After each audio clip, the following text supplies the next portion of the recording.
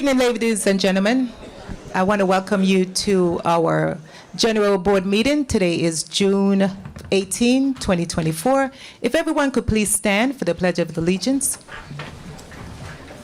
I pledge allegiance to the flag of the United States of America and to the republic for which it stands, one nation, under God, indivisible, with liberty and justice for all. Thank you.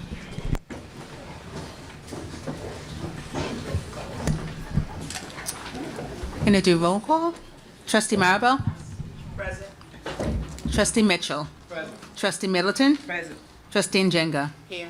Trustee Gale? Here. Trustee White? Present. Trustee Saunders? Here. VP Kelly? Present. And President Kerwin. Here. Okay, we have our quorum. First order of business is to present the Edith Kaplan Scholarship Awards.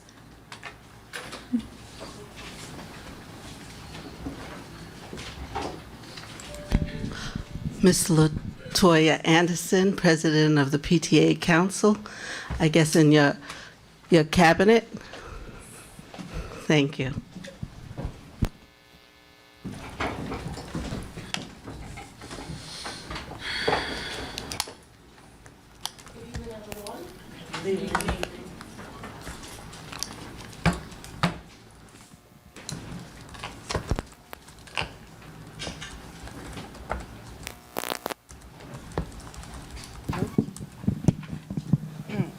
Okay, perfect.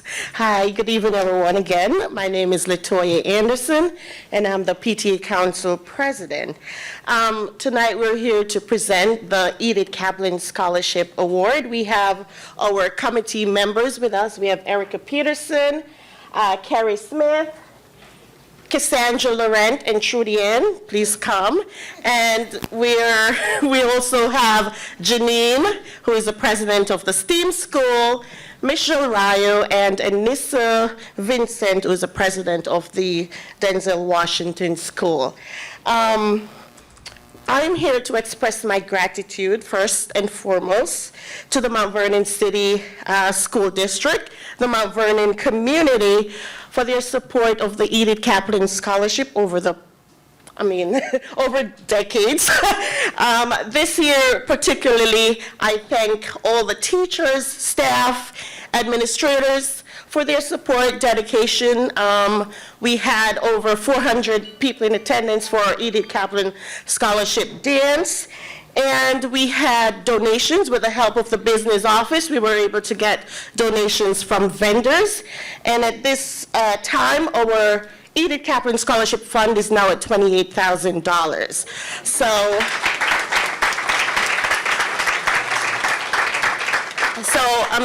we are extremely grateful because this is going right back to our students. With that being said, it is my greatest pleasure to announce this year's scholarship winners. Usually we'll invite the students to come and we present them with the award and the certificate, but because of scheduling conflict, Mount Vernon High School students, they received their awards yesterday. Denzel Washington School, they're having their senior convocation today, and they're being presented with their awards. And the STEAM School, they had theirs 2 weeks ago. Yes, so we are just going to be calling their names tonight, and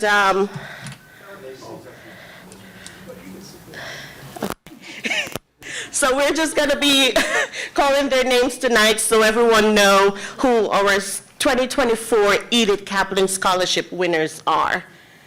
Okay, go ahead. Good evening, everyone. My name is Erica Peterson, just giving out scholarships tonight. I am also the president, the PTA president for Mount Vernon High School, and last night I had the honor of giving out 14 scholarships to our students. To them, they are Najee Duar, Ava Delone, Tyreek Henry, Crystal Lee Boudi, Tanila Greenaway, Eric Liu, who's also our school valedictorian, Anna Sophia Fuentes Luna, Oriana Allen, Marilyn Aninakwa, Kaneki Kamek, Matthew Genius, Brian Esquivel, Amaniani Ferreira Silver, and to Nadia Morla Paredes. Next up, Denzel Washington. Hi, I'm Carrie Smith, the VP. I'm presenting for the Denzel Washington School. We have Amaya Lewis, Jonathan Morrison, Miguel Robinson, Simone Smith, and Shanice Williams.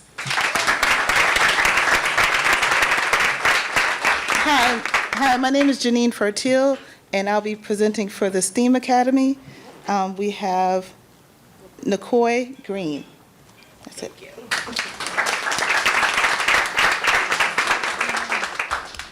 Thank you so much. Thank you so much. So we were able to present 21 students with the Edith Kaplan Scholarship Awards. They each receive $1,000 towards their college funding.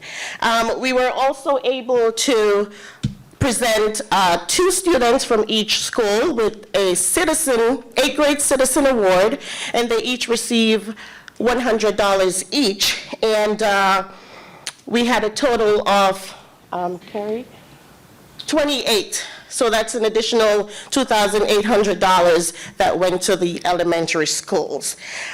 So these exceptional students have demonstrated outstanding academic growth, leadership qualities, and a genuine passion for their respective fields of study. So before I take my seat again, I would like to express my gratitude to the Mount Vernon PTA officers, all Mount Vernon PTA officers, presidents, and thank you so much. Thank you so much for your support. Yes. Please do not forget to join the PTA, because we are here for our students. We're here to serve the students, and we give scholarship and so much more. So thanks again, everyone, and have a great evening.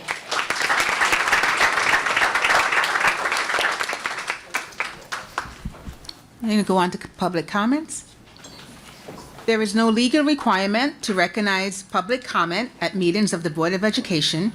However, the board recognizes the critical importance of community discourse and involvement in the education of Mount Vernon's children, and accordingly, members of the public are invited to speak at each regularly scheduled board meeting, subject to the terms of the board policy. Please state your name, address, and the organization, if any, you represent. A speaker must register in advance by no later than 4 p.m. the day of the meeting by contacting the district clerk in person at 165 North Columbus Avenue, Mount Vernon, New York, by phone at 914-665-5235, or by email. The board welcomes all respectful comments, whether praise or criticism. However, identifying and criticizing a specific student, parent, teacher, administrator, other Mount Vernon education official, or employee is strictly prohibited. Any such complaint must be presented and addressed through the proper administrative channels. Each speaker is allowed 3 minutes to speak. Up to 1 additional minute may be used for the speaker to summarize and conclude their remarks. If appropriate, board trustees and/or the superintendent or other staff members at the direction of the superintendent may immediately respond to a speaker's remarks. Our first speaker tonight is Annie D. Neris. Annie D. Neris?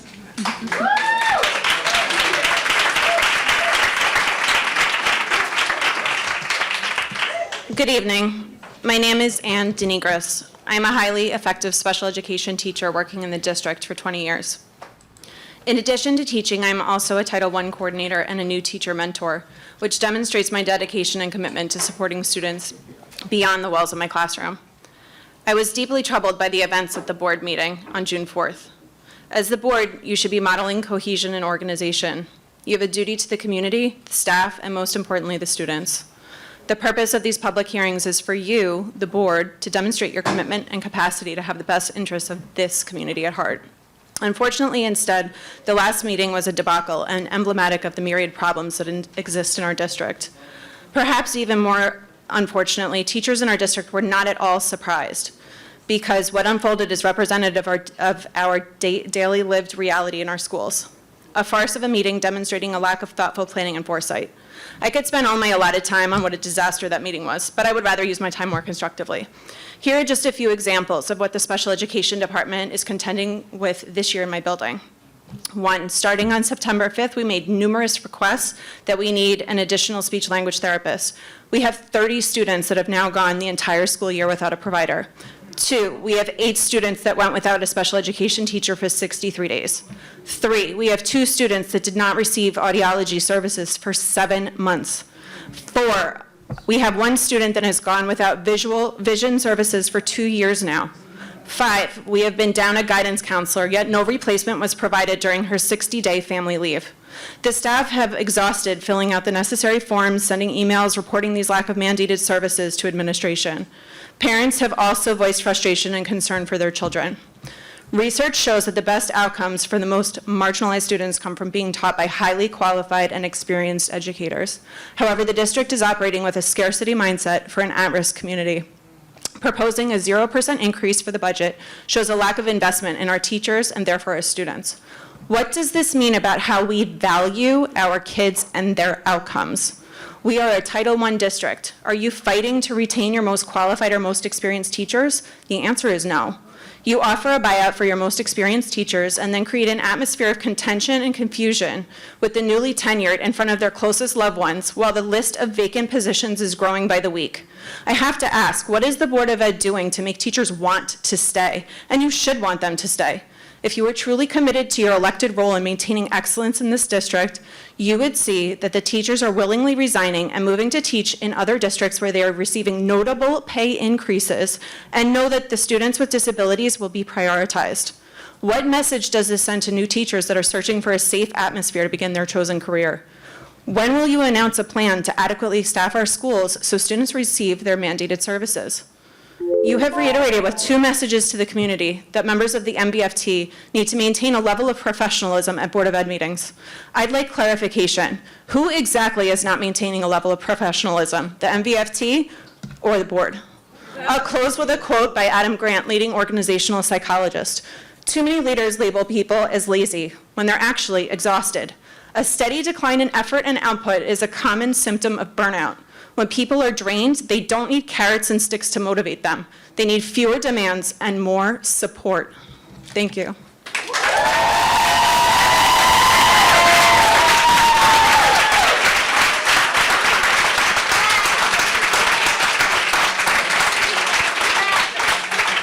Elaine Singleton.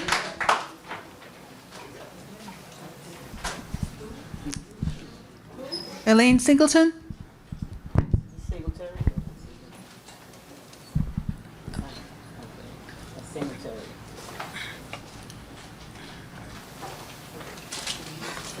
Hello. Good evening, everyone. How are you? Good. My name is Elaine Singletary, and I have worked in this district for 25 years, and I have seniority with other TAs, yet I have been involuntary transferred from Davis Steen. I have received information that I have been transferred because I have been used as a scapegoat. I know my contract, and my transfer is stated as district needs, but should have never been for me. It was pushed to grievancy level 1. However, after the level 1 grievancy was held with Ms. Bromley, who said it was not her decision to transfer me, I did not receive the specifics of grievancy level 1 because she did not conduct an investigation of circumstances. But my grievancy was still denied by her. Where is the evidence for level 1 grievancy? Was still denied by her. Where is the evidence for level 1 grievancy, Ms. Bromley? I was involuntarily transferred. Excuse me, you cannot call anyone's name, please. You cannot call the name. Okay. Thank you. Sorry. It's okay. I was involuntarily transferred and wanted to return to Steen. My check was illegally held by on May 15th and May 31st, and yet he told me when I pick up my paper check, it wasn't him that had anything to do with my transfer. Yet in the same breath, he told me that I should take the transfer to Pennington. Mr. Campbell, Why do I need to go to Pickerington, Mr. Campbell? Okay, excuse me. If you continue to call I can't names, call I'm name. I'm sorry. I'm gonna have to tell you to I'm sorry. discontinue Okay, your the speech. principal at Steen Okay. said it wasn't him. He said it was the needs of the district. Contractually, I have a seniority in the district, so it is not me that needs to be transferred from Steen. I am highly concerned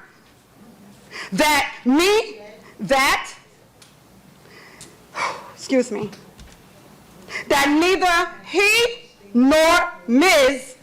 held a meeting informing me how they chose me for this transfer and why no one has contacted me through email or phone about my transfer. Why am I the senior TA transfer? The transfer by members of the administration in the district is punitive.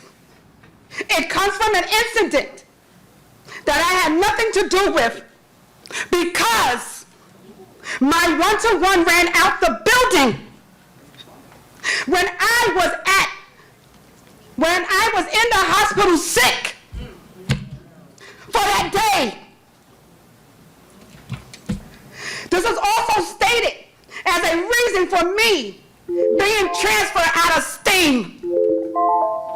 However,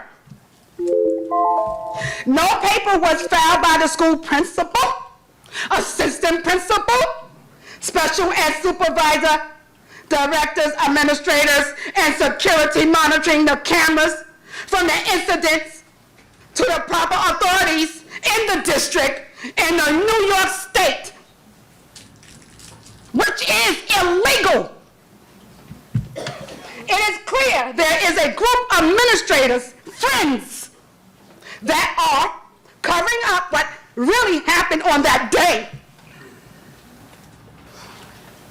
Since the mother has a lawsuit, we know that someone had to take the blame for her child running out the building. Proper protocols were not followed by numerous people who are friends to the administrators and security team. I want my job back at STEAM. It's not right. Nobody didn't get a report until May 11th through security. It was never told on April 3rd when the incident happened. Please, Miss Singletary. Miss So Singletary. I'm done for the night. Okay. Thank you and have a good night. Thank you.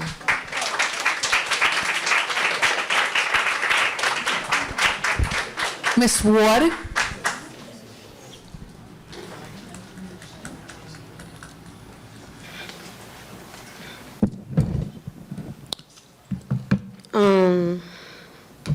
My name is Quashak Couchy Ward, 342 Summit. I work at Hamilton. I am a teacher's assistant. I am currently and temporarily part of the MVFT. And I am also a parent of a child at Hamilton.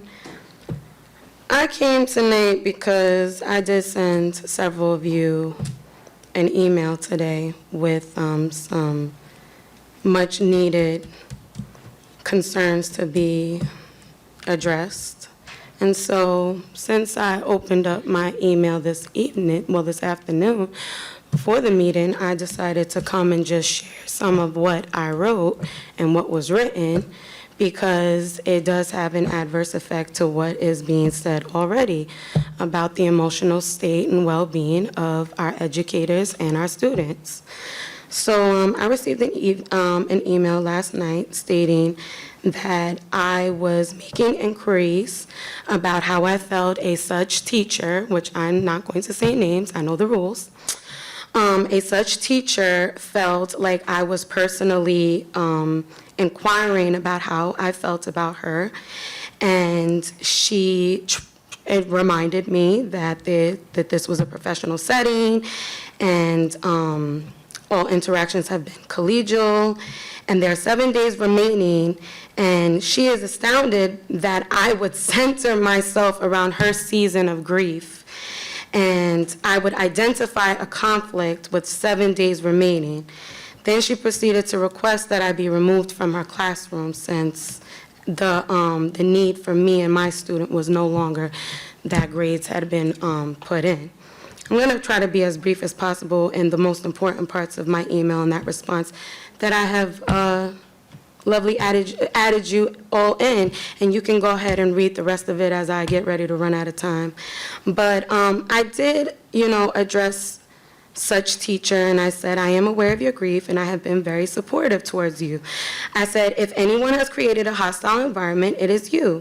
I said, this is why I asked for a private mediation. But, since my supervisor had to get emailed along with my building leader, one building leader, and I'll just leave it at that, I said, okay, let's let everybody know what's going on, because the problem I have noticed since I got to this district is there's a lot of chatter behind closed doors when it need not be. There's not enough transparency, there's not enough communication, and there's not enough, there's just not enough support when it comes to the emotional, financial, and overall respect that needs to be given amongst colleagues. So as I get into this little last minute, I mentioned to the said teacher that I said I simply asked for a private mediation because I noticed that you'd been rolling your eyes at me in front of students. And it even went so bad as to her blurting out in a classroom full of children that the child that I was assisting at the moment, which I will admit was not my student, but I'm being a team player and I'm assisting where need be, while my student is working independently trying to show where he is following along, what he's able to retain. I'm being told in front of students that the child that I'm assisting now has an IEP in front of other children, that his Family Educational Rights and Privacy Act have been violated. So then I went on to say, I said, I hope everyone reading this email understands that this is an attempt to report me, along with the concerns stated here, are a mere mirage to cover up what tenure seems to protect around here. I said this employee benefit of security makes, and I'll be real quick, like 20 more seconds. This employee benefit of security makes individuals in the education sector feel as though they are above the quality standards set for educators by the New York State of Education. I said some feel as though they can write whatever evaluation they want, despite the contractual conditions, as this woman had, this colleague of mine from another school had such mentioned. And I also stated, I said it also makes some teachers, such as the one that I have worked with, tell students to shut up and stop acting stupid. I could never at ECM. I could never at Emmanuel Children's Mission, a private school where I took less than the salary to educate a classroom full of teachers. I just want to make that known. I'm going to leave, but I have emailed everyone, and I look forward to your response. Thank you. Samuel McOwen.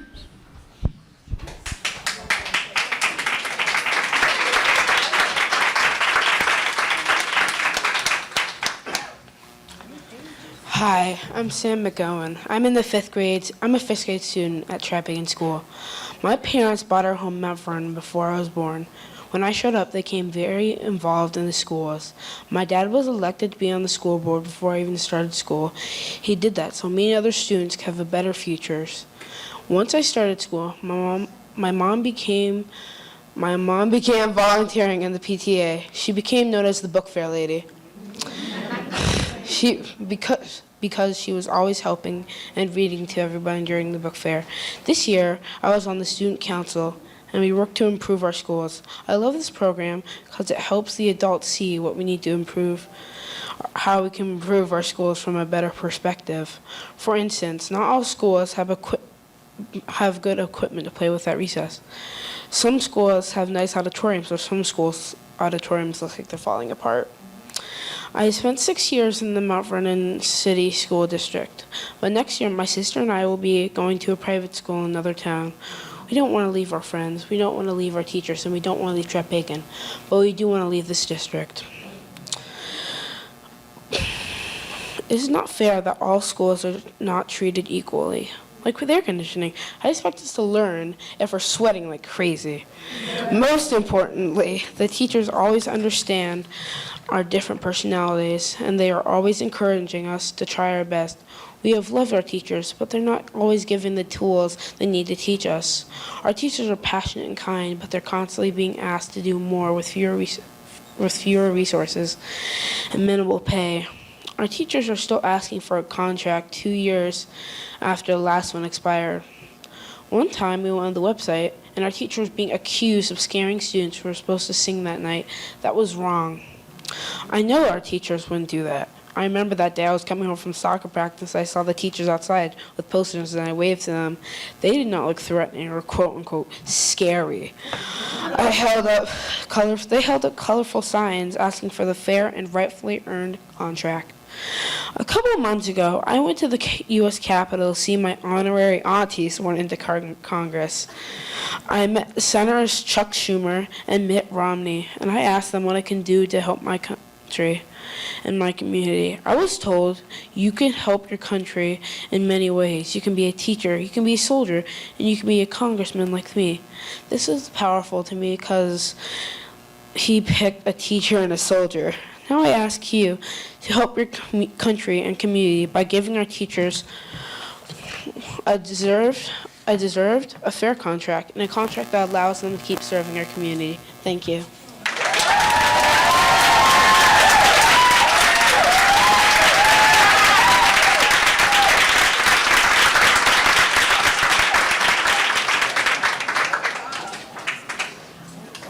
Tia Parrish.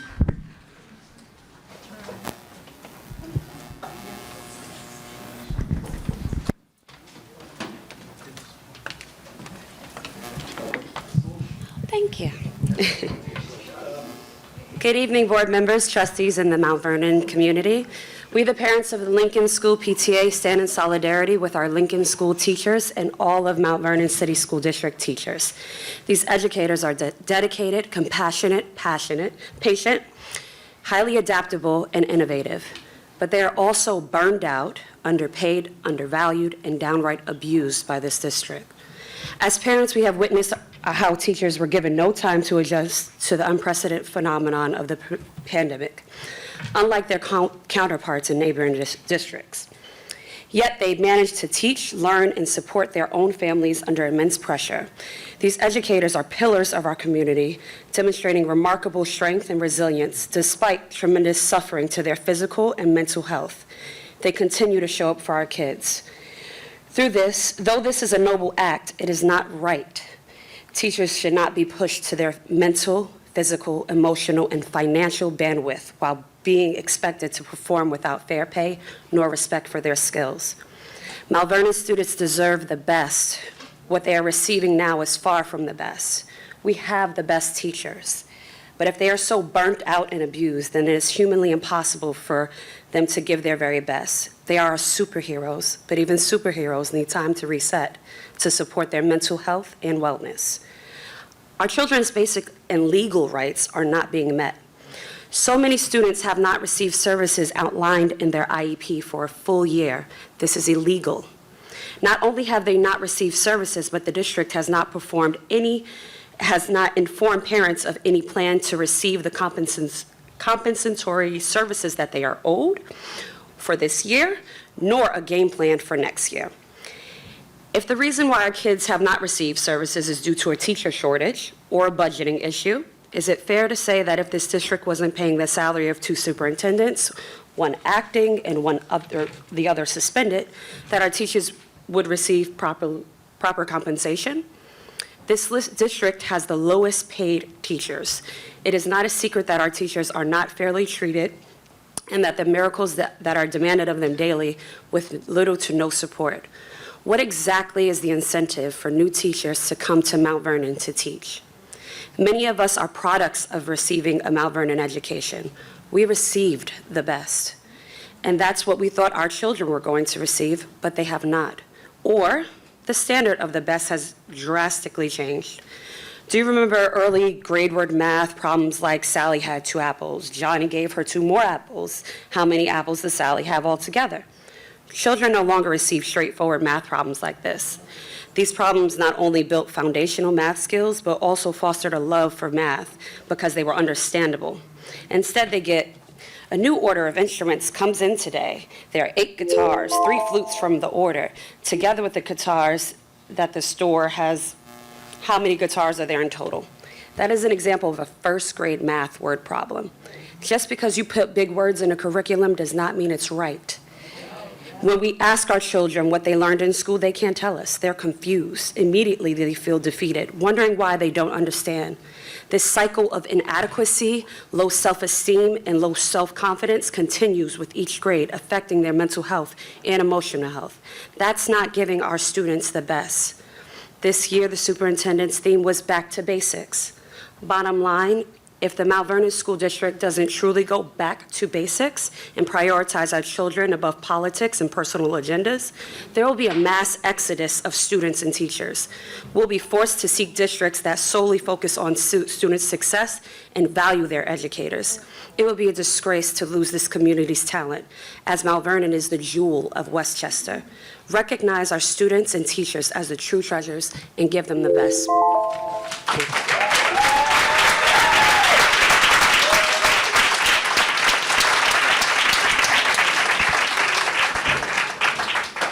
Gabby Enrade.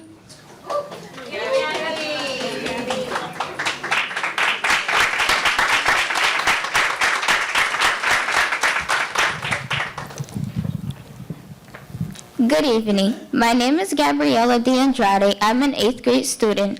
I am the Lincoln School President. Thank you for letting me have the opportunity to speak today. First off, I would like to thank my teachers for their hard work. Without them, I wouldn't have had the opportunities I had this year if it wasn't for them. Lincoln has always been a special place for the community. It is more like a family than a school. I couldn't have imagined transitioning to a new school in 5th grade without the teachers' love and support.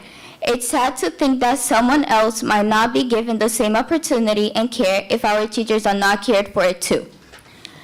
I work closely with my principal and other student government leaders on ways we can improve our schools. Our principal has been very open-minded to our suggestions to help meet our goals.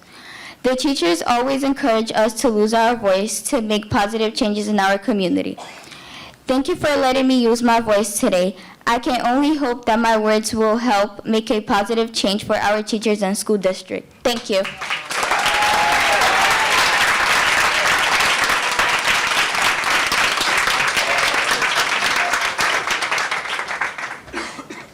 Cynthia Crenshaw.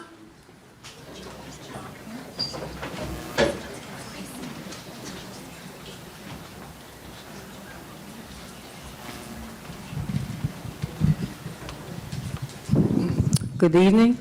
My name is Cynthia Crenshaw. I was busy today, so I didn't come with my notes at Parker, getting ready for our graduation. But what I want to ask you guys, do you listen when these people come up here and pour their hearts out to you? The students that comes up here and say how they are disappointed? I've been a part of this system, or the PTA, since 1984. And this is the worst I have seen since I've been here, seriously. At that last meeting, you looked like you wasn't together. You looked like you wasn't cohesive, working together. And you don't show no empathy for your teachers. Why would you take $129,000 from the teachers line and give it to legal? You could have did, I think, something else. These teachers are out here protesting, and you're going to say you're going to take $129,000 from their line and give it to legal. Why are we paying legal so much money? And are you going to continue to take things from the teachers' lines? These teachers work hard. Give them a contract. To hear a student come up here and say he wants to leave Mount Vernon because of what's going on, that's ridiculous. That's ridiculous. And for the lady that came up here crying to you about how you treated her, That's not fair. Another thing I would like to know is, how do teachers and principals get tenure? Is there something that you put together to give them tenure? Is there anything a list of things that they must do to get tenure? And do you listen to your teachers if they come up here to complain to you or send you letters or do anything? Do you listen to them? They are the one that is in the basement that's doing the majority of the work. They come up here, they protest, they tell you what they need, and you have the audacity to say you want to take $129,000 from their line to give to lawyers? Come on, take it from another line.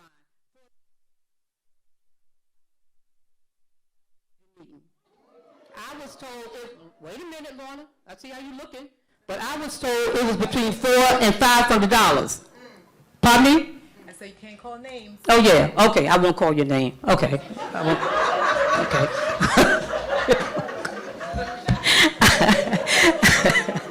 But I was told it takes between $400 and $500 to feed you guys at every meeting. Take some of that money and give it to the teachers. As a matter of fact, what line is that on? I just started reading the budget, and when I come back next month, I'm going to have some questions for you guys about that budget, because something is wrong with that. It doesn't smell right.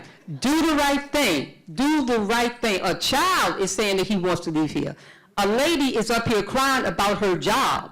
It's not right. Start doing the right thing. If you want to show that you are that we should believe in you, transparency, let's start doing that. And congratulations to the new trustees. I don't see them up there, but I want to say congratulations.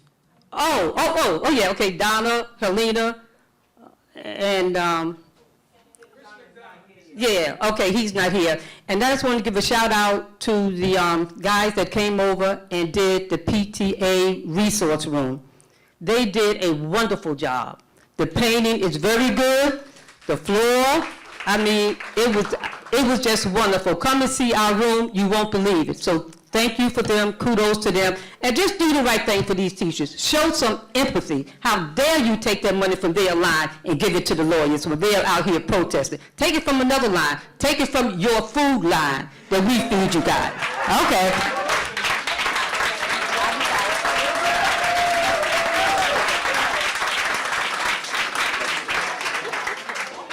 Tom Keller.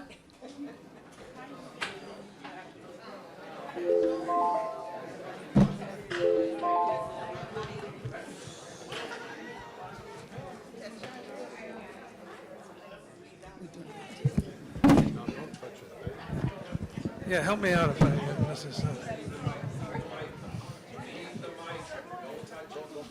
Oh, okay. Okay. Thomas Keller, 12 Pasadena Place, 10552.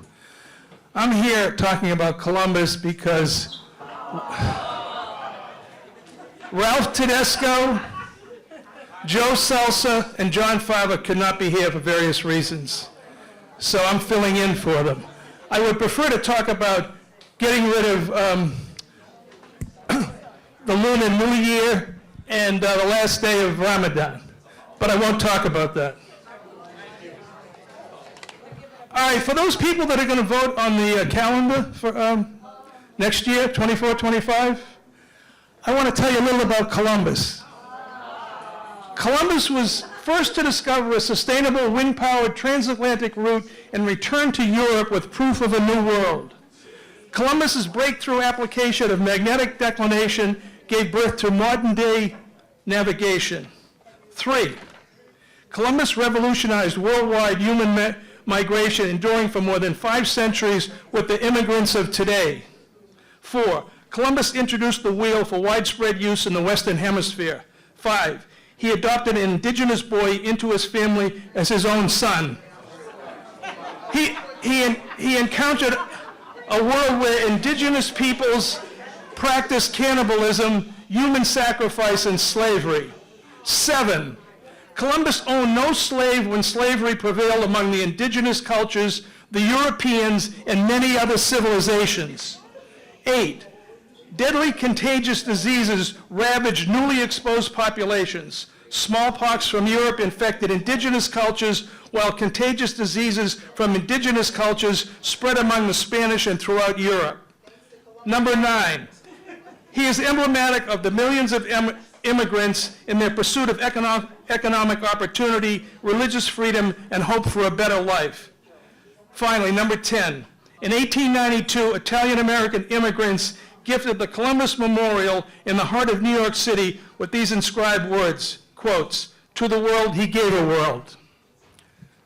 What, I got 43 seconds left?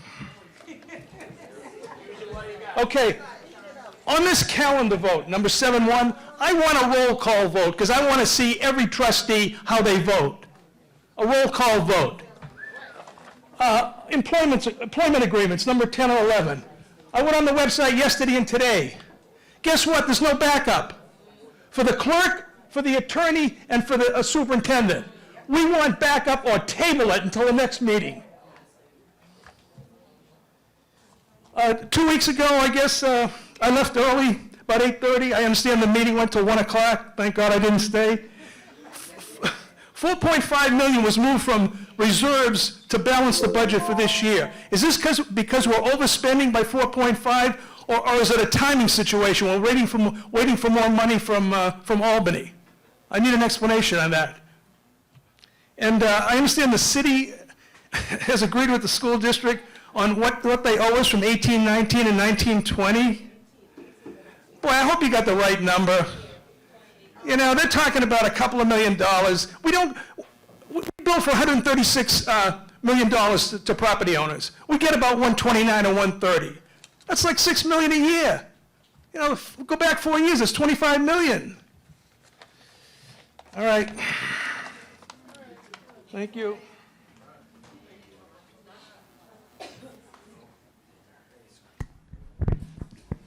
Ms. Lyon?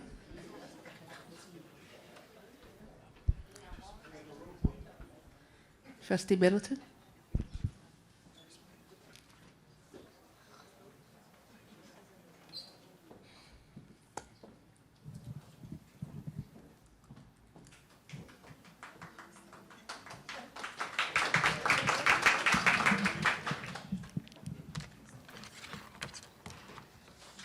All right, hopefully I can finish this. Try not to be too long.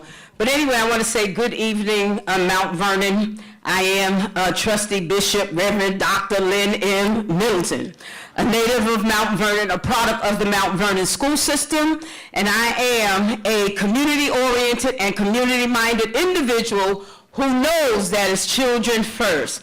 A year ago, you, the community, elected me to sit where I sit, to that of a school board trustee, which only then made me a school official. This, my first year, has been quite an experience and an uphill battle. But I am on assignment. And when people first show you who they are, what do they say? Believe them. On Tuesday, May 21st, 2024, tab 15.2 was moved to Thursday, May 23rd in my absence as a tab number 11.5. Tab number 11.5 speaks of wanting to authorize and approve a certain letter to be sent with the forces that joined them that sent it not one time, but 3 times the same letter to said school official. Make no mistake about it, that was an appalling way to play with words so that the readers would be led to never think that the school official was me, especially since I already responded to what you sent to me in the first place. For what? And then it was approved. Wow. So in my 41 years in this district as an educator, and I'm not that old, before retiring and running for the school board, I have never seen or heard anything like this in my entire days as I have been in this school district. Never would I belittle my intelligence to do this to any of you who signed off on it, but only us. So I did not run a year ago for such a seat to go along to get along with wrong. I will not be like the pot calling the kettle black. It can't be do as I say, do it, and not as I do. I will in no way call right wrong and wrong right. To take all the time and energy you did to even give me what is so pseudo and to authorize and approve it on May 23rd, I flip it and say, take all that energy that you took in the last 5 months and authorize and approve more money than teachers a contract like they have never had before. Authorize that. The children and hard-working staff deserve better. I am not a Xerox copy. And when you are full of the right thing, you have no appetite for what is really wrong. Question is this: have you ever considered how dangerous it is to only look at one side of a thing? What if you brush just the top of your teeth, completely ignoring the bottom? What if you just wash the left hand and not the right? And when a thing has multiple sides, all dimensions must be considered. All dimensions are imperative for our survival. And so by no means does this pseudo letter define who I am. It is true that folks can't control you. They want to try and control how people see you, though. But I thank God that he is in control. Folks do not like what they cannot control. But I choose peace over drama. I choose prayer over drama and distance over disrespect. And by the way, I do not agree with the abolishment of a seat wherein the member of the seat is effective, influential, and efficient. So it is my prayer that with those who have been newly elected, we do the right thing for our children and staff in our ensuing school year 24/5. In the words of a profound writer, Isaiah, no weapon that is formed against me shall prosper. He said, no, it won't work. Remember, there's a difference between an eagle and a crow.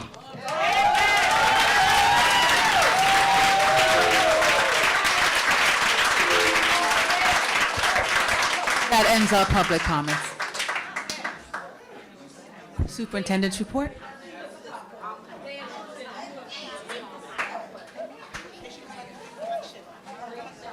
Good evening, all. I want to start by saying congratulations to all our graduates. This is a tremendous milestone in their journey. I am also so very proud of them and their accomplishment. Kudos to you for staying the course and becoming a Mount Vernon City School District graduate. Your future is bright and the possibilities are endless. Dream big and don't be afraid to make mistakes. Remember that solving problems build character. As Maya Angelou stated, to all graduates, as Maya Angelou stated, you may encounter many defeats, but you must not be defeated. In fact, it may be necessary to encounter the defeats so you can know who you are, what you can rise from, how you can still come out of it.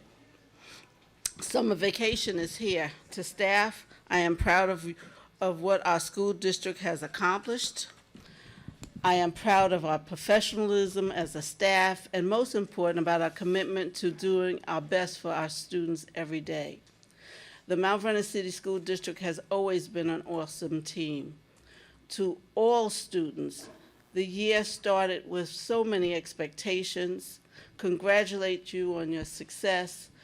With the end of the school year coming, please continue reading and engage in learning daily.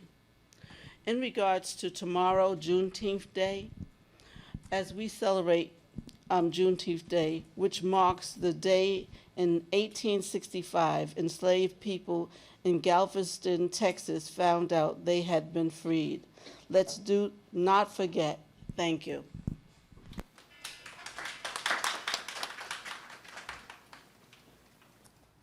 Committee reports. Okay, as we start with community reports, I'm going to start to my right. Trustee Gale. Nothing. Trustee Middleton.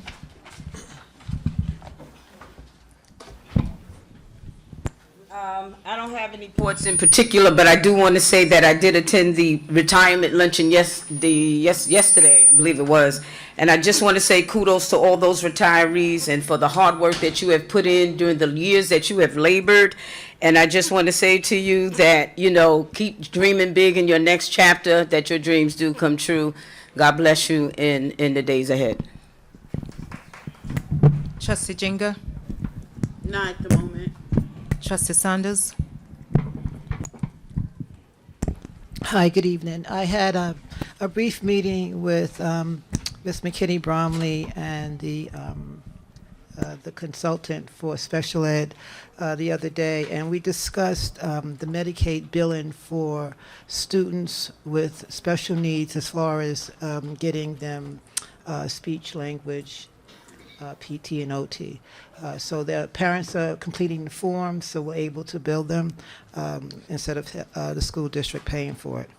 I also had an IDA meeting, industrial development meeting, last Thursday, and it was discussed. There's a small business grant that expires on the 24th, and it's for the 4th Avenue, Gramerton Avenue corridor. So this grant helps businesses with the formation of their business, to help them set it up and things like that.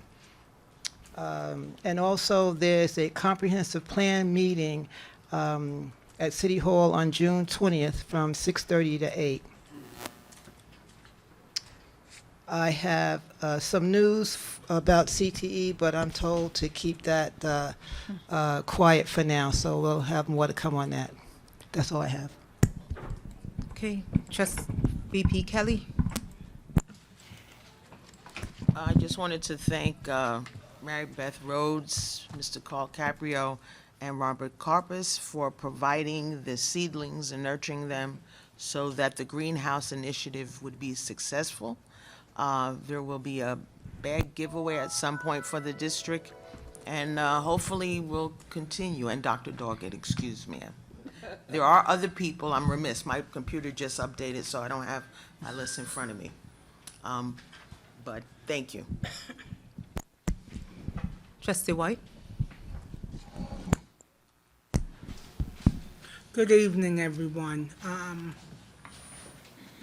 This is from the facility committee on things that they have done during the last couple of weeks.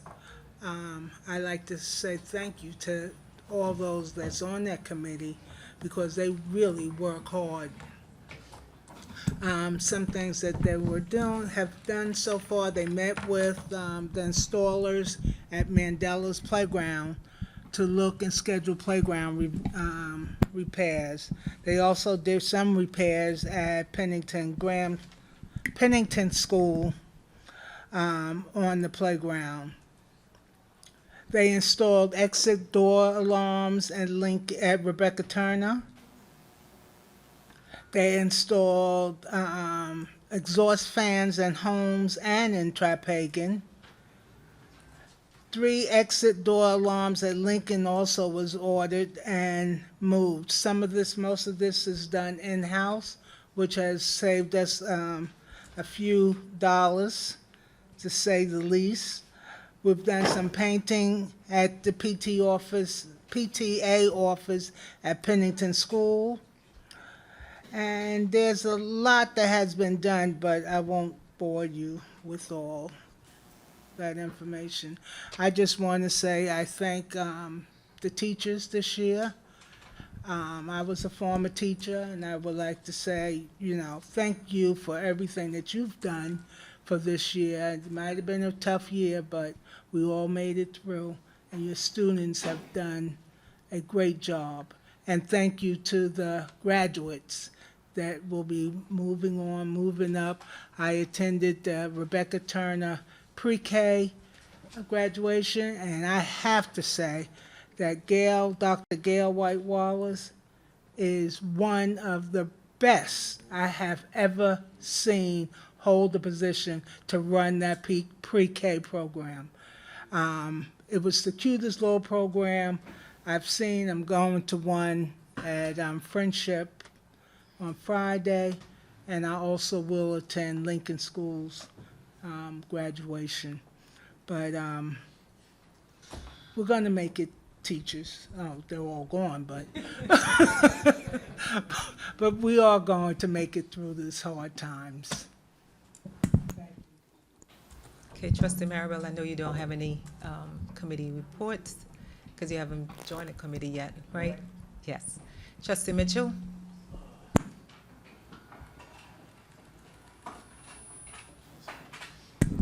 I'm going to be, it's going to be a little twofold here. So, to piggyback off of what Trustee White mentioned, and thank you, yes, definitely to our facilities, builders and grounds people, custodians, our workers and repair techs that are doing the best work that they can, and especially, of course, keeping it in full focus to make sure that we're doing as much as we can in-house. I want to also mention, I don't think I see it here, but Williams School Gym, is it there? Am I missing it? The Williams School Gymnasium, the floors are in the process. I don't see Mike here. Mark. Mr. Ramundi, I'm sorry. Can you give me a quick, because he showed me pictures.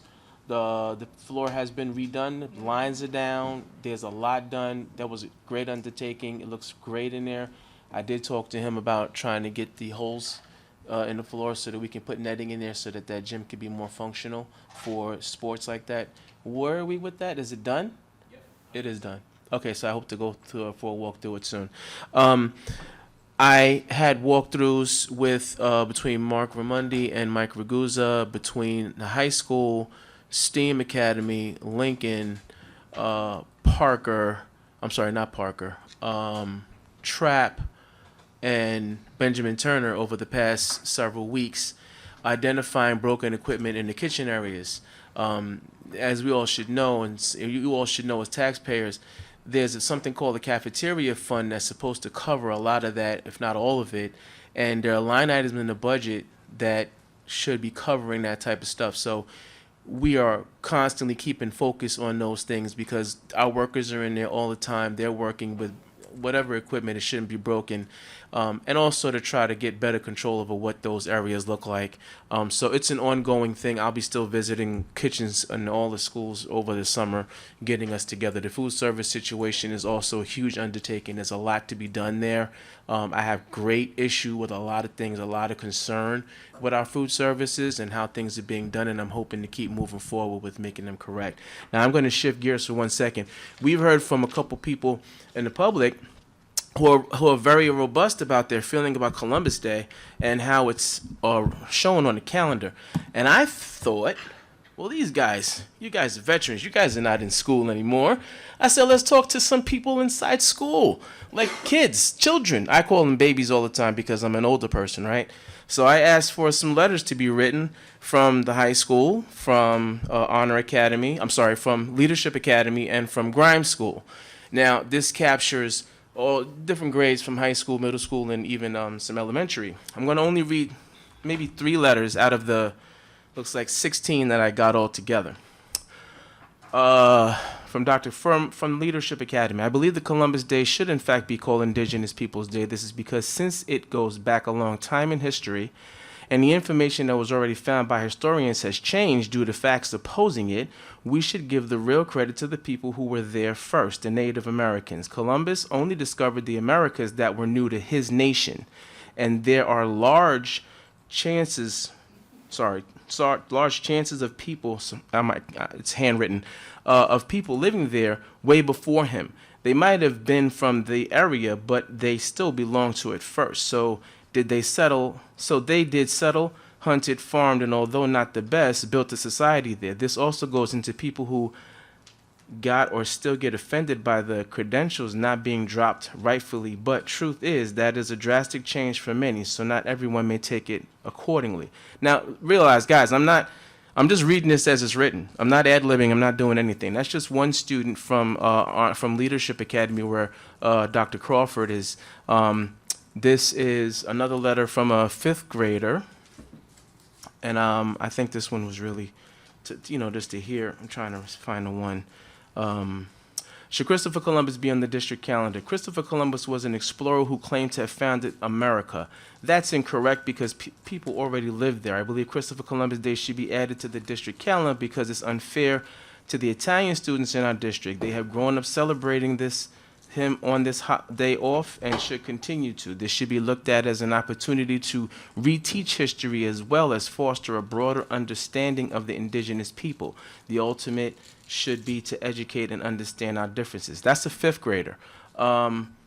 And this last one I'm going to read from the high school where, I'm sorry, that's Columbus also. Hold on a second here.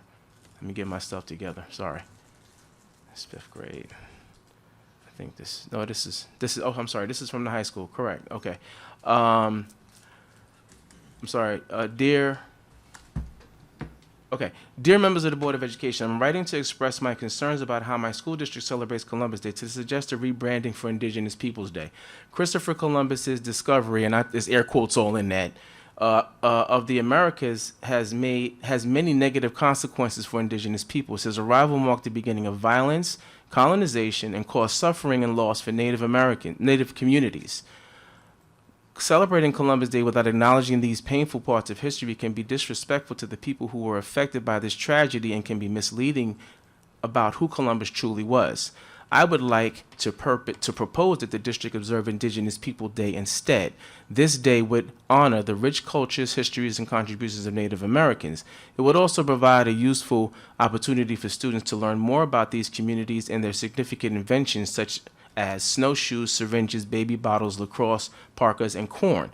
We could include activities like guest speakers, cultural presentations, and classroom lessons to teach students about Native American history the week prior or post the day, which would help create a more inclusive and accurate understanding of our history. Rebranding Columbus Day to Indigenous Peoples Day would reflect our values of respect and truth in education. It is a step toward acknowledging the full history of our country and honoring the people who were here way before Columbus. Thank you for considering my thoughts on this matter. And then one other student, I can't find it, but he just said, does anybody ever heard of Leif Erikson? And Leif Erikson, to my understanding, was a Viking who was here and traveled the seas way before Columbus was even in God's pocket. But I thought, hey, that's all he said on the paper. Had to go look it up myself. That's us learning from the babies. That's us learning from the ones who are in these buildings right now. So I thought there was great value in reaching out to our children and asking them, hey, what do you think about it? So while I do appreciate everyone who believes we should keep it like the way the old days were, we do have to move with change. And I think that is always the best. There's only two things in life guaranteed: taxes and change, right? All right. That's all I have for today. Okay, I don't have any committee reports, so we can move forward. Old business?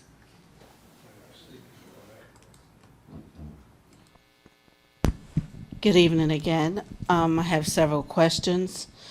The first one being, how large is the graduating class this year? Response, 530 seniors in the district. How many students attending college? Response, 84% attend four-year college, 14.6% of our students attend two-year colleges or trade schools, and 1.4% attend the workforce. What are the plans for students not going to college? Workforce program, what is the next step for them? Response, for students not attending college, which is about 1.4% attends the workforce, the student who goes to work, in which case we help students with their resume and interview skills. For some students, we provide the dates and websites where they can sign up for civil service exam. We also encourage them to attend a certificate program such as EMT, medical associate, CDL, license, or construction trades, quotes, flaggers. Title I. How much is Title I funding? The response, $3,279,395. How is it going to be distributed within the schools? The funds are distributed equally for after-school programs, Saturday school, and early morning programs in 16 schools. They are also used to provide funding for reading teachers and other support staff in all 16 schools. Additionally, the funds are utilized for parent engagement and targeted school improvement in special ed, English as a new language, and schools on the accountability list. What is the end of the road for students from the program? This is for Denzel Washington. Do we do anything for them? After graduating, Denzel Washington students pursue various paths. Some go on to attend college, while others enter the performing arts field or choose alternate careers such as teaching and the medical field. Many of our students pursue studies at institutions like Manhattan School of Music and Five Towns Colleges for music and attend the American Musical and Dramatic Academy, Purchase College, Fashion Institute of Technology, and Pratt's for the Arts. Those interested in dance, technical theater, and acting often enroll in Manhattanville, Howard, and High Point University. Theater and acting often enroll at Manhattanville, Howard, and High Point University. Thank you. Okay, we're going to move on to our resolutions.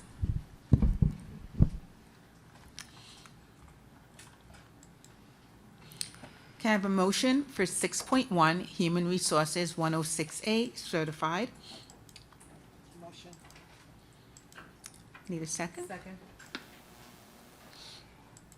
Questions, concerns, discussions? All in favor? Aye. Oppose? Abstain? Motion carries. Can I have a motion for 6.2, approval of Human Resources Resolution non-certified? Motion. Second. Questions, concerns, discussions? All in favor? Aye. Oppose? Abstain? Motion carries. A motion for 7.1, approval to update the 2024-2025 school calendar. Motion. Second question. Questions, concerns, discussions? Can we just have from what I saw, it looks like it's just district items that have been added to this. There's nothing related to did I miss something? Is that the only thing that's been changed that we're voting on, changing right now, just the district items in yellow? Does that include the Columbus Day thing as well? Okay, thank you. Just wanted to make sure. All in favor? Aye. Second. Unanimous? Oppose. Oh, okay, all in favor? Aye. 8-1. Oppose? Abstain? Ask you for a roll call. Warren, did you, I'm sorry, did you? I said oppose. Oppose, I'm okay, good, yeah. yes. All right. Motion carries. Have a motion for 7.2, approval for cheerleading team to travel to Greenlee, Pennsylvania for Pine Forest Cheer Camp. Motion. Questions, concerns, discussions? All those in favor? Aye. Oppose? Abstain?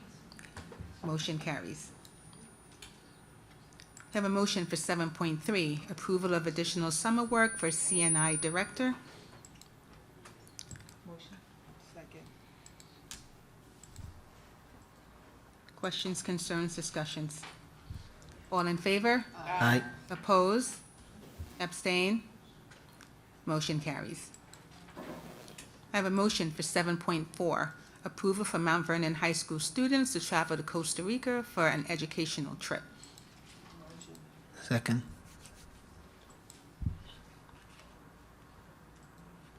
Questions, concerns, discussions? All those in favor? Aye. Oppose? Abstain? Motion carries.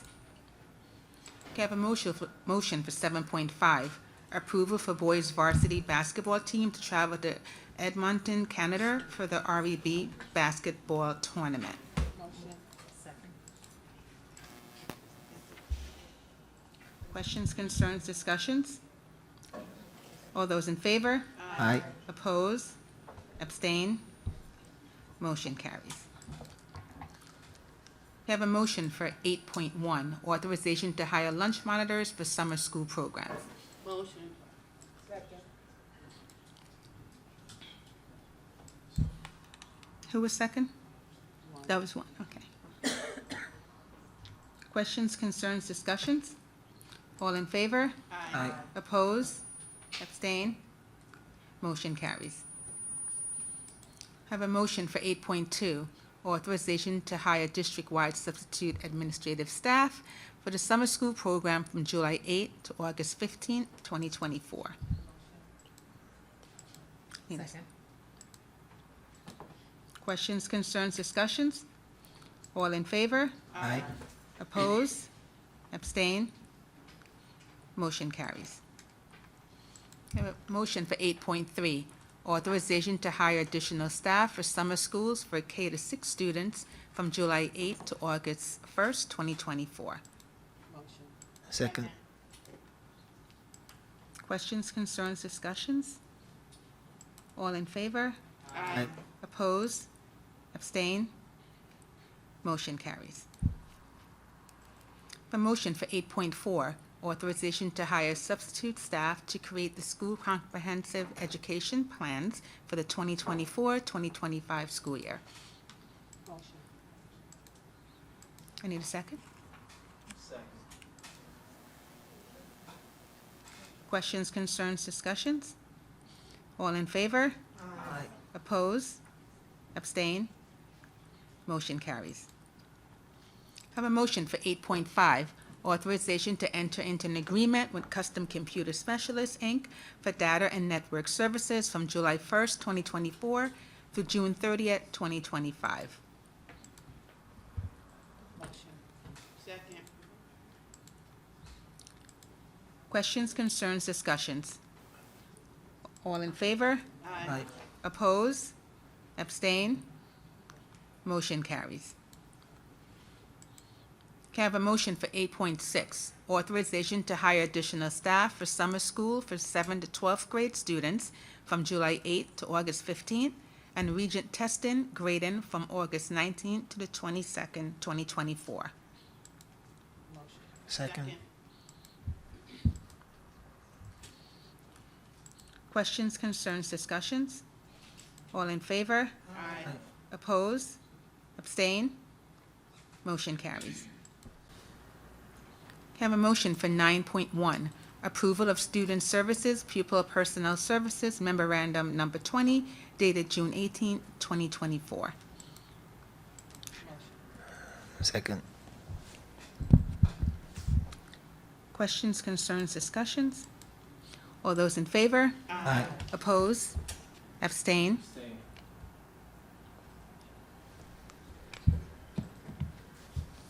Motion carries. Can I have a motion for 9.2, approval to hire staff members for the 2024 McKinney-Vento College Summers College and Career Enrichment Program?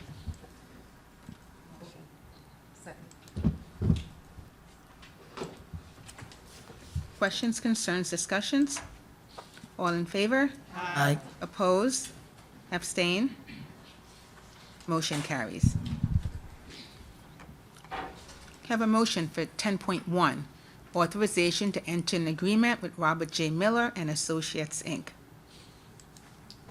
Second question. So, questions, concerns, discussions? So this is a grant writing company, correct? Right. Yes? Yes. Okay. So a grant writing company, we don't have anyone that works for the cabinet in our administration that writes grants, correct? Not, and that ended when? That ended when we abolished the position? Is that when that happened? No, we didn't have, We haven't had anybody to write grants since when? we didn't have anyone to write grants, this school year either, we use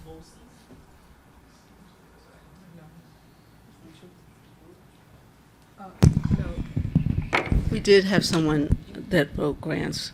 We have been unsuccessful in obtaining any grants.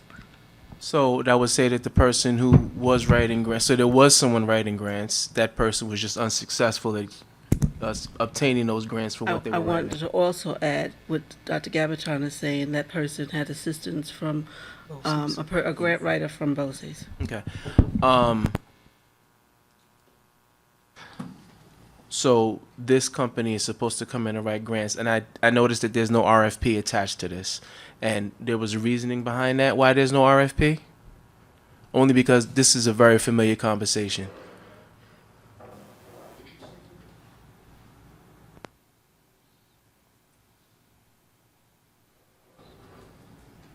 Jack? All right. So there's a couple different ways. RFPs are one of them. there's a large majority of grant writing companies that don't respond to it. Another way is to put for a board resolution. So there are different pathways. So this is a board resolution to enter into an agreement with this company.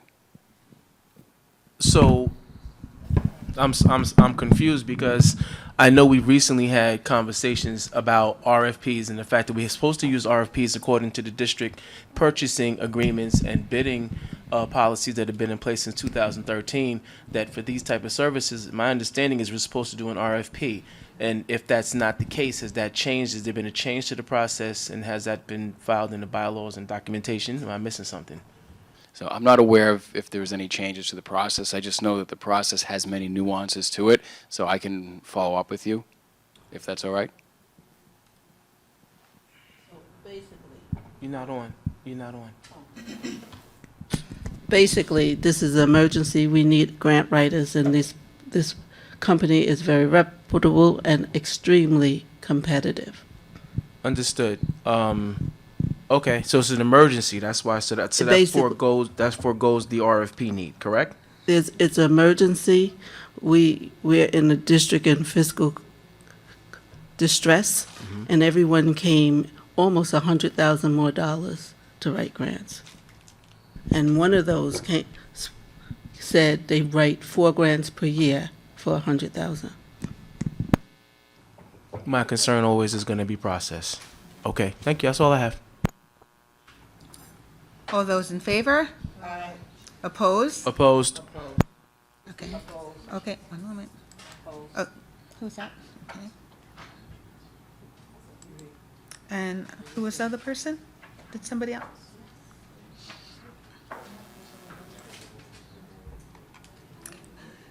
Motion carries. Oh. Okay. Motion carries.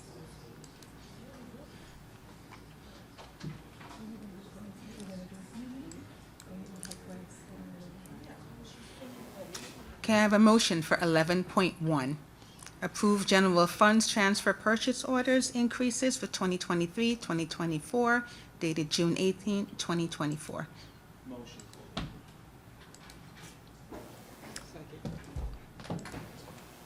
Questions, concerns, discussions? Question. We had a member of the public get up earlier, and she mentioned about the fact that last meeting we moved $129,000 from teacher salaries and instructional over to legal. Keep in mind that the budget last year, and I mentioned this at the last meeting, and I'm going to say it again, the budget for 23-24 had $973,000 allocated for legal expenses. We now are moving an additional $275,000 coming from associate superintendent and instructional salaries, which I'm very confused as to how we would budget for an associate superintendent for $200,000 salary and never hire anyone, and all of a sudden that somehow generates savings so that we can add that to legal. Because now that puts us at like $404,000 we're moving over. So now that $973,000 budget that everybody voted on for 23-24, we're actualizing as something like 1.37 mil. And that's why you see on the budget line this year, and I'm taking this time as a teaching opportunity, 1.468 is on the budget for this year for the budget for legal. And I got to tell you something, that's telling you trending. We're trending high on legal costs. But my concern here is, why are we passing and presenting budgets to the people to vote on for things like $200,000 salary, and we're going to keep that and somehow not use it, but find it in time to use it for legal services? I'm concerned. Can I have any thoughts, any anecdotes?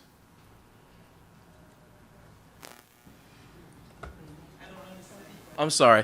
How do we identify? I'm actually speaking to Miss Mike. How do we identify? I know you weren't part of the budget for 23-24, but how do we? Can you explain where that $200,000 for associate superintendent savings came from, and the instructional salaries for $75,000? We're in fiscal stress, so I'm trying to understand how we're finding money for that, but we have so many other things.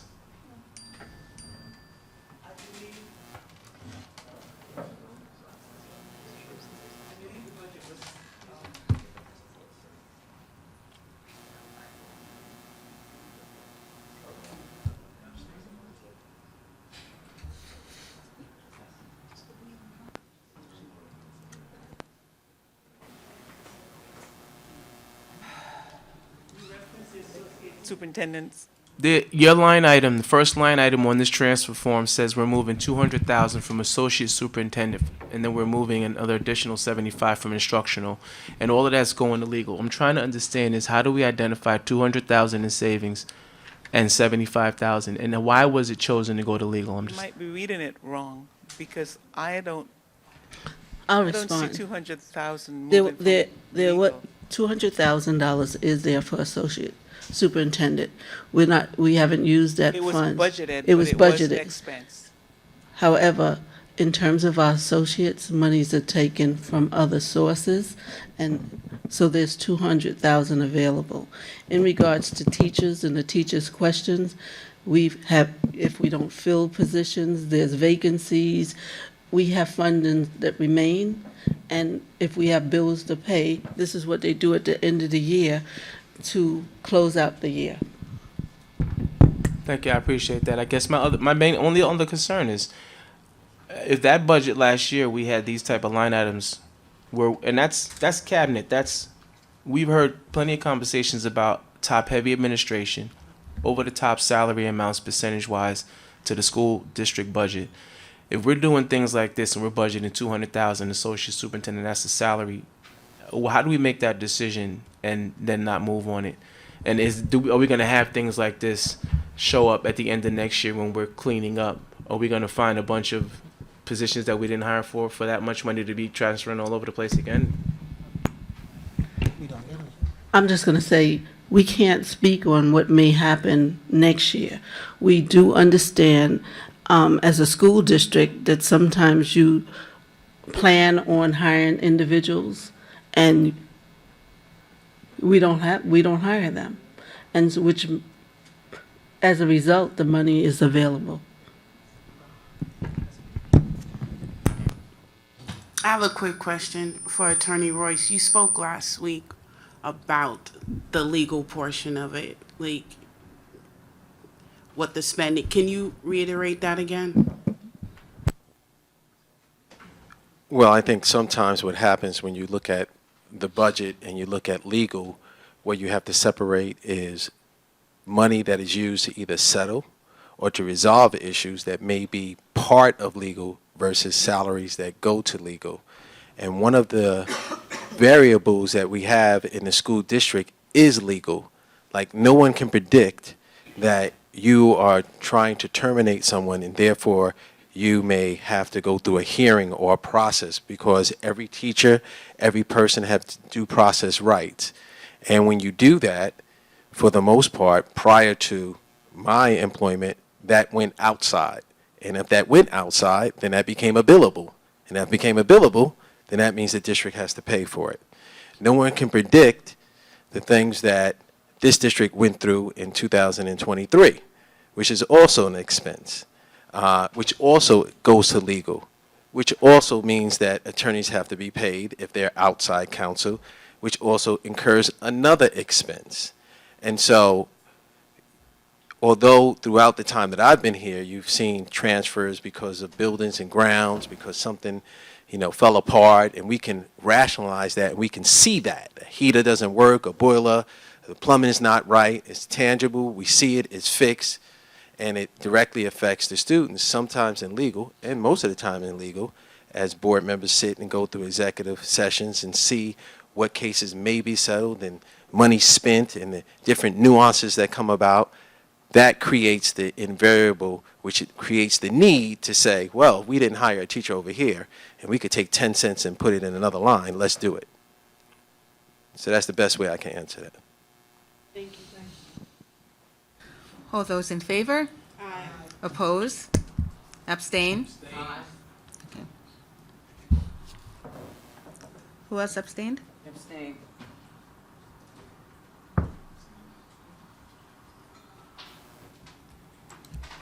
And did someone else? Sabina, okay.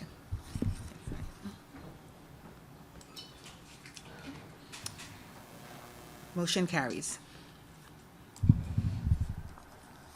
To have a motion for 11.2, approve the settlement tax proceedings for Lucas Building Company, LLC.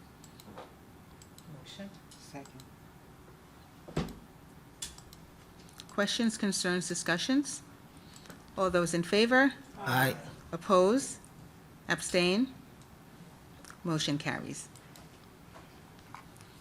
Can I have a motion for 11.3, authorization to renew the agreement with the Spain agency to provide workers' compensation services to the district for the 24-25 school year? Second.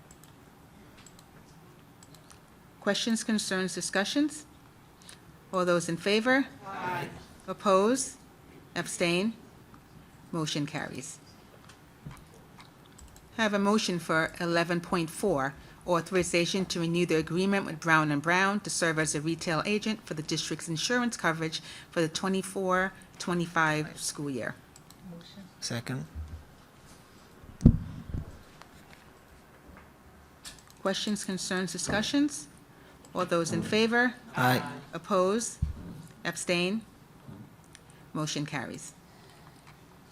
Can I have a motion for 11.5, accept federal and state summer food service program funding and adopt a budget for the 2024 summer food service program?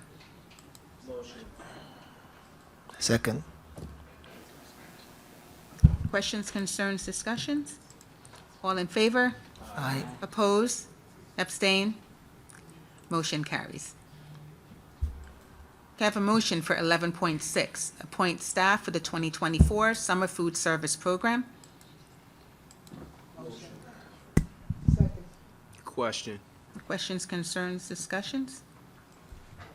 The staff who are being hired, are they, are folks first come, first serve? How does this work?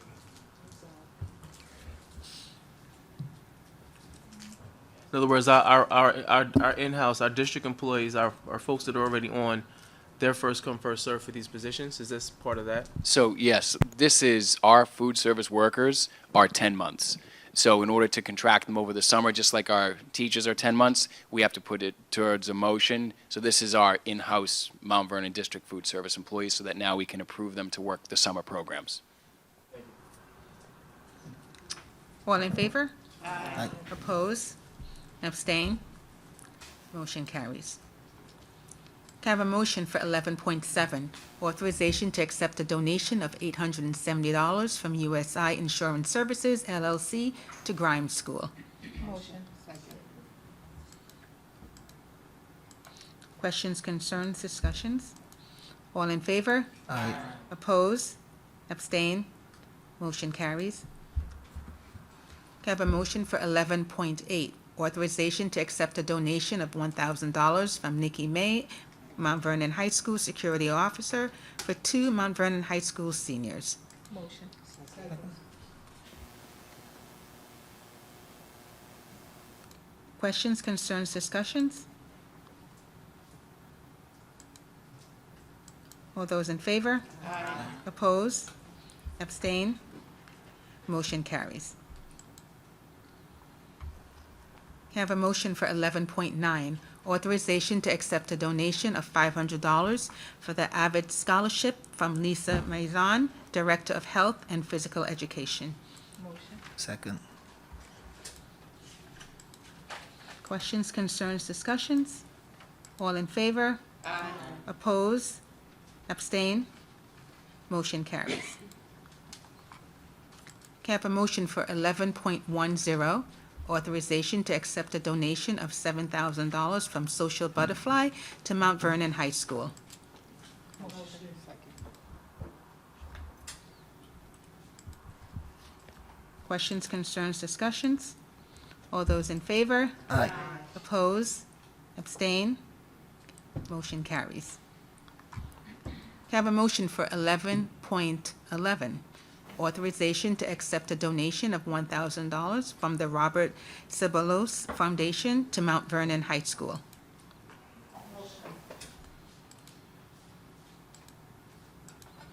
Questions, concerns, discussions? All in favor? Aye. Oppose? Abstain? Motion carries. Can I have a motion for 11.12, authorization to accept a donation of $900 from the Keith Anderson Awards Fund to Mount Vernon High School?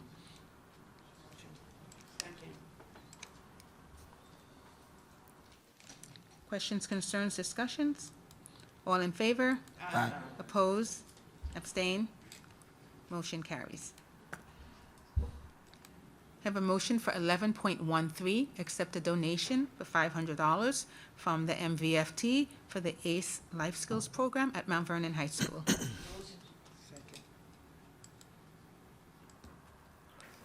Questions, concerns, discussions? All those in favor? Aye. Oppose? Abstain? Motion carries. Can I have a motion for 12.1, authorize an amendment to an employee agreement between the Mount Vernon City School District, Dr. K. Veronica It's Smith. against state law. Table Okay. it. You don't even know what you're voting on, you trustees. And we don't, because you don't. Questions, concerns, discussions? All those in favor? Oppose? Who was that? Okay. I'll be foiling this Thursday or Friday. You people are ridiculous. Abstain? Okay, one at a time, give me one moment. Okay, so Lynn abstained. Abstain. What was that?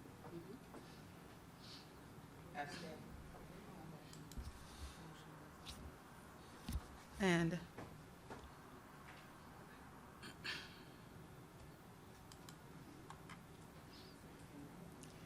I had 3 that abstained. Okay, 3 abstained and 1 said no, right? 4 abstain. 3 abstained and 1 said no. All right. No, I think 4 abstained. Motion carries. 4 abstained. 4 abstained. Who's the 1, 2, 3? You got me as an abstain, right? I have you as a no. And, okay, I still know. okay. So 1, 2, 3. And Jenga, you said no? Abstain. You abstained. Sabina Kelly abstained or said no? You said no. Okay, so 1, 2, 3, 4. So it passed. 1, 2, 3, 4. Right? Why isn't this coming out? 5. It's 4, 4, 5 said 5 no's. 5. Okay. So motion passed. It can't. No. It does not. 5 people. Only one that said yes. I have 3 I have, Okay. okay. So Sabina said no, that's 1. I have Njenga as abstaining. I have Lynn, that's who's missing. There you go. Okay, motion fails. Can I have a motion for 12.2? Authorize an amendment to an employment agreement between the Mount Vernon City School District and Royce Russell. Motion.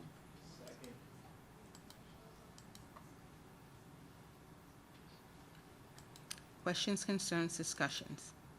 All in favor? Aye. Oppose? Abstain? Abstain. Okay, one at a time. I have Mitchell. I have Middleton. Any more abstain? I have 2. Motion carries. Can I have a motion for 12.3, authorize an amendment to an employment agreement between the Mount Vernon City School District and Rita James effective July 1st, 2024? Motion. Second. Okay. Questions, concerns, discussions? All in favor? Aye. Oppose? Abstain? Good for you, Warren. Okay, that's it. Good for you. Motion carries. God never said that. Can I have a motion for 13.1, renewal of policy 1500, public use of facilities? Motion. Second. Questions, concerns, discussions? All in favor? Aye. Oppose? Abstain? Motion carries. Can I have a motion for 13.2, first reading of policy 1512, work sessions? Can I have a motion? Questions, concerns, discussions? And Dr. Garathon's going to read. Okay, policy 1512, work session. This is a local policy. In addition to regular school board meetings, the board also convenes work session and other special meeting, i.e. committee meetings. The school board holds work session to engage in dialogue and discuss specific topic in greater depth. Work sessions are open to the public, but no comments are accepted. Public notice of such meeting shall be made in accordance with board procedures. A meeting of committee of the whole, not regular schedule, may be called at any time by the president. The president shall call such a meeting when requested to do so by board members. Public notice of the meeting shall be made in accordance with board procedures. The board clerk shall provide notice of a meeting of the committee of the whole in accordance with board procedures and general meeting summaries at such meetings.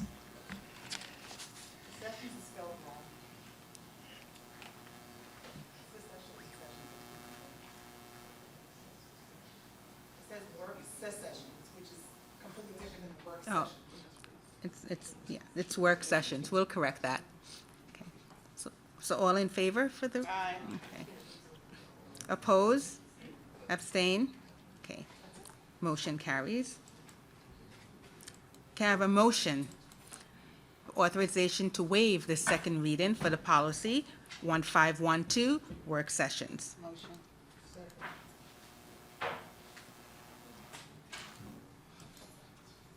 Questions, concerns, discussions?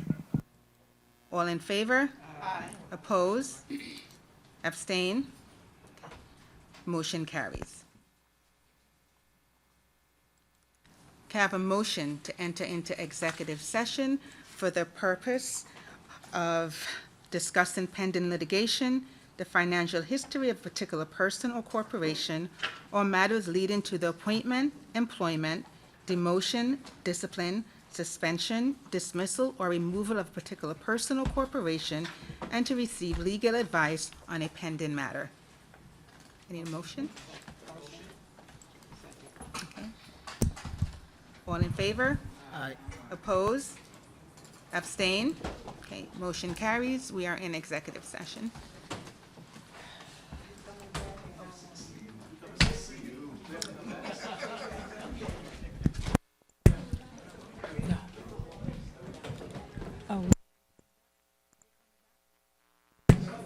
No. All right. Good night, everyone. Get home safely.